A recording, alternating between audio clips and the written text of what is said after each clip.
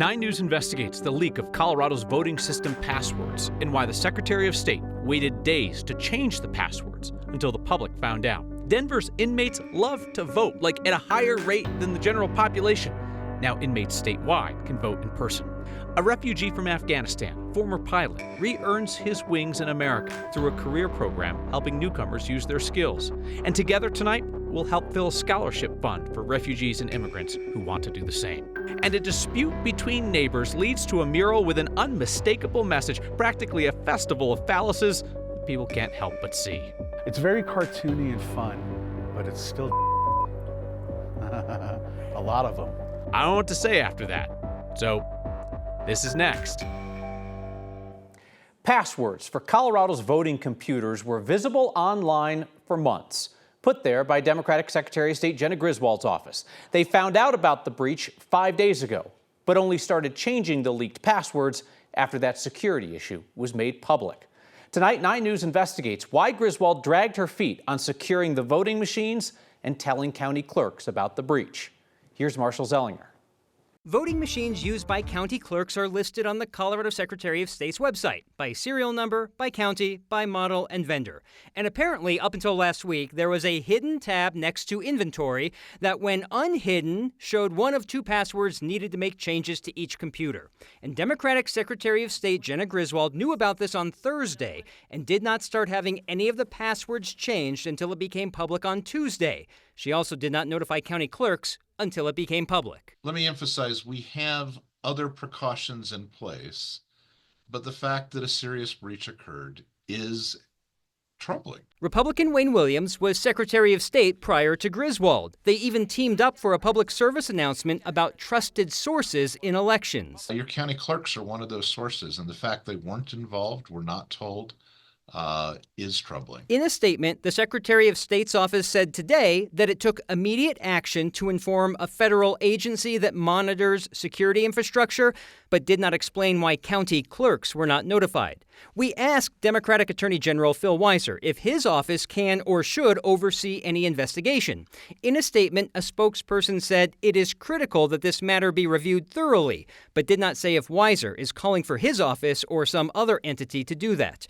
A statement from Democratic Governor Jared Polis said he had been briefed on election security by several state agencies and that, quote, he has been assured that the passwords have all been changed.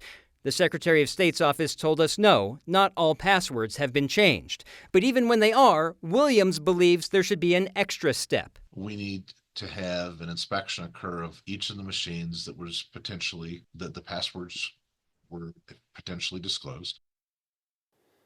What we have heard universally so far is that the threat is to voter confidence, not the election security itself.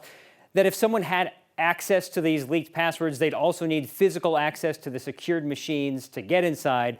But the leak and the answers and the non-answers, Kyle, from Griswold's office has the potential to increase concerns about how the elections are run. Yeah, and none of this happens in a vacuum, right? Griswold's office has a history of errors that undermine voter confidence. She sent tens of thousands of non-citizens voter registration mailers, sent a ton of voters messages that they had not voted when in fact they had. That caused confusion. Now this leak, and the fact that her office is essentially investigating itself. Let's listen to what they said on that yesterday. Who will investigate the password leak from your office? Well, we're disclosing what happened. If we are in a situation where we have good information to know that there is a security threat, we will notify and I will take action. But that's just not where we're at. So just want to make sure I've got a clear answer to that question. It sounds like what you're saying is the only people investigating the actions of your office are your office, unless I'm mistaken. Is there an outside agency that is investigating what happened in your office? Well, what happened in my office is very straightforward. Griswold says there's been no breach of voting systems, no security threat. But we also know her team hasn't finished its investigation of what caused all this. Right? I mean, yeah, they say that there's no issue, but we know that they're still investigating to confirm that there's no issue. We of course, asked Griswold if she's going to resign over this yesterday. She said, nope, and we'll stay on it. Continue to have a lot of questions. Marshall Zellinger, thank you.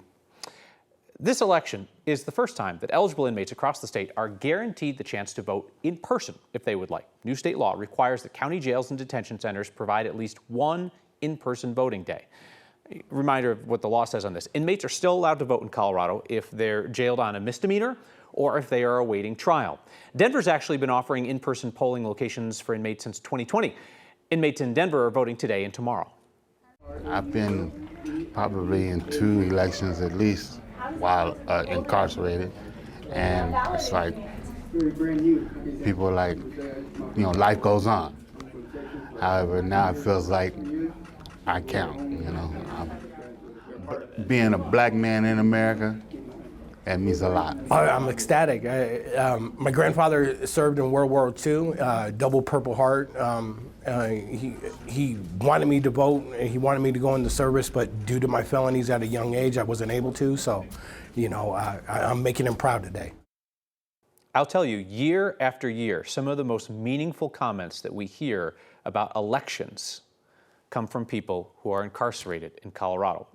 Denver clerk and recorder Paul Lopez says since they started this program, inmates have voted at a higher rate than the general population on the outside. Hey, it's time to make our annual election season promise to you. If you have a lingering question that's keeping you from casting a ballot and you might not vote as a result, this is the deal. We'll answer your question if you promise to vote. Email us next@9news.com or text your question to 303-871-1491. We'll answer your question and you have to hold up your end of the bargain and vote. Kathy Saban, cold day today. I mean, even if we knew it was coming, it was still a shock to the system. I know, and I think, Kyle, a lot of us were hoping for snow. The season's first snowfall in Denver. The potential was certainly there, but it didn't happen for us. And those that had to drive early this morning or drive home tonight are probably happy with a little bit of freezing drizzle and fog and not the snow. But the ski resorts have received beneficial snow, and many of them will be able to open because of the 6 to 10 inches reported. We're in a dry slot area for Denver for much of the day. As the system lifts to the north and east, it's setting off a line of severe storms on the plains.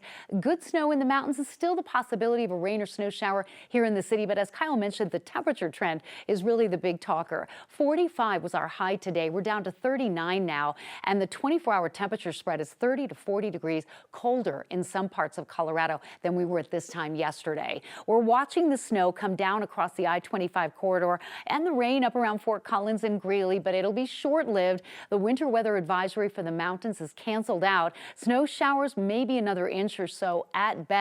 As skies clear, temperatures are going to drop tonight, and that means a freeze warning for Denver, the I-25 corridor, southeastern Colorado, for temperatures as low as 22 degrees tonight. And a hard freeze can kill plants and crops and burst your pipes if they're not properly insulated. Temperatures are going to trend downward out of the 30s into the 20s overnight and then rebound nicely. Halloween doesn't look scary at all. Sunshine and 58 tomorrow, 60s for Friday. Daylight saving time comes to an end over the weekend. The next storm that I'm tracking looking forward will be on Monday for our next shot at some rain and snow. It's been more than 2 years since Ma Kang was killed in her neighborhood by a stray bullet. She was a beloved leader in Colorado's refugee and immigrant community, mainly centered in Denver and Aurora. We again remember Ma Kang's legacy by helping the neighbors that she would have been helping if she was still here. This week's Word of Thanks microgiving campaign supports the 3rd annual Ma Kang Memorial Scholarships. The scholarships go to refugees and immigrants to pay for education costs as they work toward a career in our community, sometimes turning expertise from their home country into a credential to continue their career here. Sometimes they break ground for their family by being the first to go to college. Had the opportunity to meet some of the previous year's scholarship recipients that you have directly helped, and I can tell you, they are the hopes and dreams of not just their family, but truly our community. They have come here to build a better life, and they are building a better Colorado by using their talents and their determination to benefit us all in fields including medicine, computer science, accounting, social work. The list goes on. Scan the QR code on your screen or text the word THANKS to 303-871-1491 to get that link to donate. Your $13 million plus in microgiving proves what an army of $5 philanthropists can do. So as always, I will match the first 50 donations of $5 to get us rolling. And almost 3,500 of you have signed up to simplify your giving by making a monthly donation to the Word of Thanks Fund. You put in your info once, we split it up among every nonprofit we feature. It means we've started your recent microgiving campaigns with about $24,000 a week in giving. Use that same QR code or text to get there.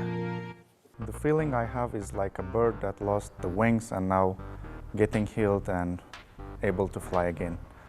He flew in Afghanistan, fled his country. Now he's back in the air in America. And an argument between neighbors leads to the erection of a pretty graphic mural. That's next. A utility company in southern Colorado is asking regulators to approve an 18% rate increase, double-digit hike for most customers' monthly bills.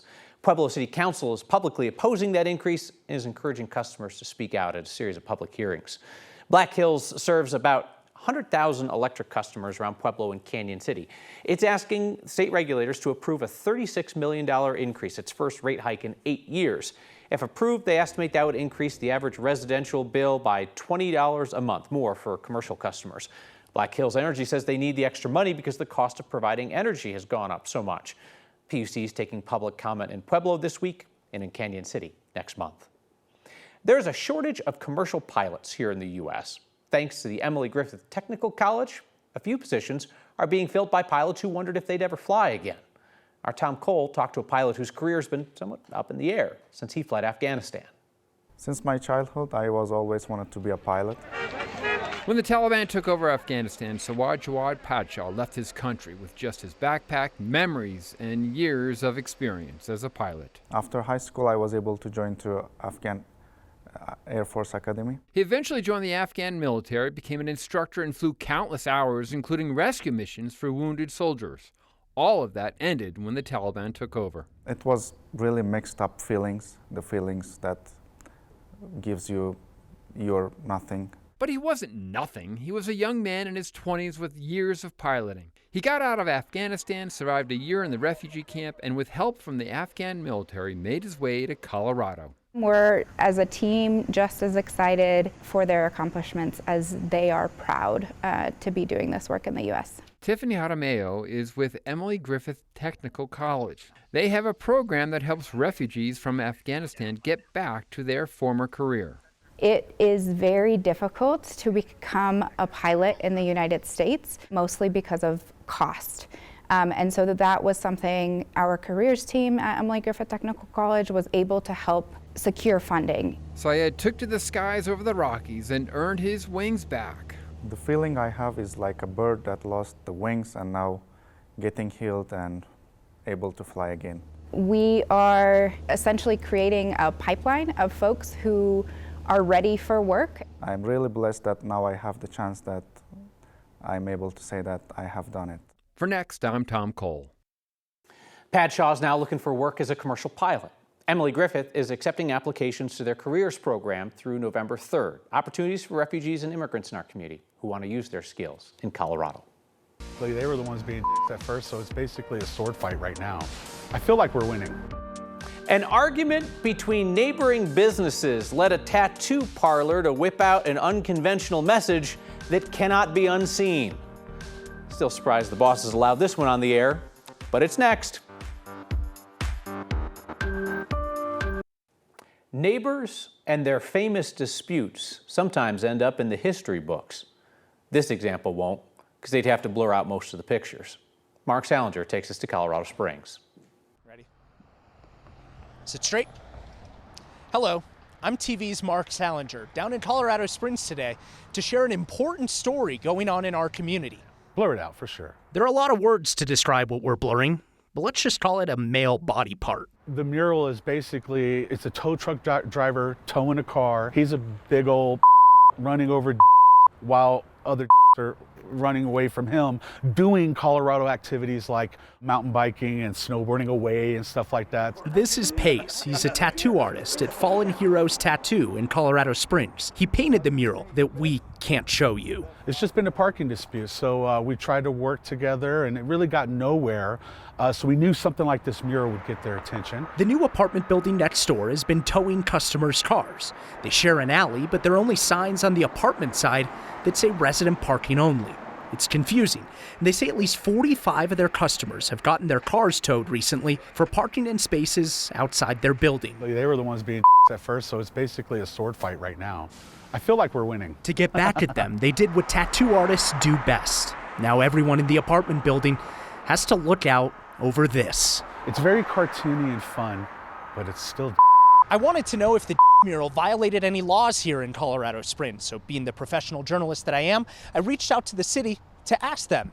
They said that since the mural is on private property and the owners approved it, at this time, they can't say that the mural violates any laws. I mean, we're 6 days away from the most important election of my lifetime, and here we are talking about the on my roof. David Brown owns the tattoo shop. He's in Florida right now, fielding phone calls from reporters across the country. There's a possibility that we're the in all of this, because maybe the rest of downtown Colorado Springs wants a building that looks like IKEA threw up. Since FCC rules won't let us show you what the mural looks like, I'll try and draw it. Okay, that's looking good. Better. So this is kind of what it looks like. Just kidding. You know we can't show that on TV. That's why I went to journalism school right there. Oh, man. The owners of the apartment building told us that they only tow cars if they're parked in private parking areas, and say there are plenty of signs there to warn everybody. They say they're open to working with the tattoo shop to resolve their dispute, Kyle. I want to say something very proper here. I want to chastise you for that. I'll start shining my award for investigative journalism. I cried. I get the sense that, like, the guys who are doing this, and it's guys, right? This is the guys that are doing this. They know what they're doing. They're right? professional tattoo artists, and they are fantastic artists. I mean, we're not talking about, a fifth grade doodle that everybody did back then, although they did say, hey, we're pretty good at this. We've been drawing them since fifth grade, so why not put it on our roof? Man, sometimes words escape. All right, Mark Salinger, thank you very much. We're back with your feedback, probably not about that, because you're likely speechless. Thank you, Marilyn. That's next. The refugees and immigrants who come to Colorado often tell us a familiar story. They just want to contribute. And for professionals with training, that means getting licensed and certified so that they can work in the U.S. just as they did back home, bring those talents to our community. The Ma Kang Memorial Scholarships helps. So for the last 3 years, we together have raised the money to pay for those scholarships.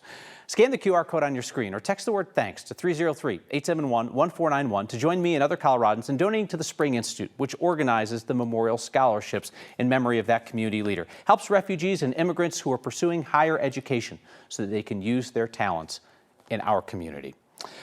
Some feedback from you on that last story. Chris says, next on 9 News is a national treasure. We needed that bleep story to lighten the load. And Dave emails to also say, that's what I needed. So clearly it went over well with the guys. No immediate feedback from the ladies in the audience. We welcome your feedback as well, though the ones on our team seem to think it was pretty funny. Tough day in the office. We're all headed to HR tomorrow. See you next time.